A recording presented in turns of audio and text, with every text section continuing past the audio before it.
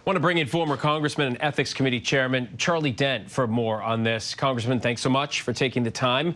Right off the bat, how surprising is this reversal to you, and what do you think went on with the committee's decision here? Well, I'm not at all surprised that the Ethics Committee is going to release this report. Clearly, Matt Gaetz is not very well liked by his former colleagues, particularly on the Republican side. So it's not at all surprising that they're releasing this report. The big question was, should a report be released after a member of Congress resigns? There is precedent for doing so back in the late 1980s and the 1990s. There were cases of reports being released after members had resigned. And so I'm not at all shocked. The real question is, was the vote in the committee unanimous, or were there some dissenting votes? But I suspect most members of Congress are probably going to be thrilled that this report will be released in short order. So in your estimation, what does this mean for Gaetz? How concerned should he be? Well, again, an ethics report, they're really investigating any violations of House rules. They're not necessarily criminal misconduct, although during the course of an ethics investigation, they could uncover potential criminal wrongdoing and refer the matter to the Justice Department. I don't know if the report does that or not. We don't know what it says. At the very least, the report is going to say that Matt Gaetz has brought discredit upon the House, and they're going to basically talk about all the issues you just mentioned in the lead up here about allegations of sex with a minor and payments for sex, or perhaps payment as a hush money.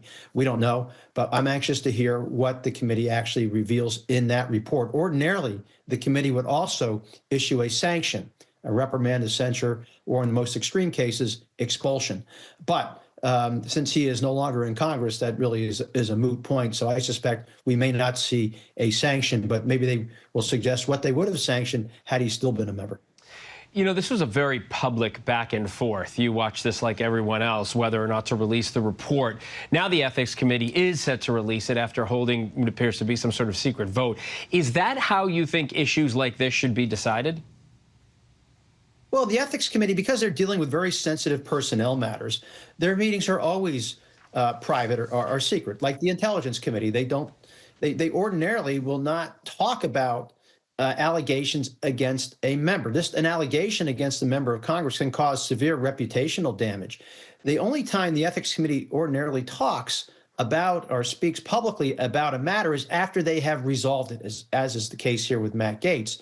And when they find some type of a wrongdoing or potential sanction, then they will release a public report.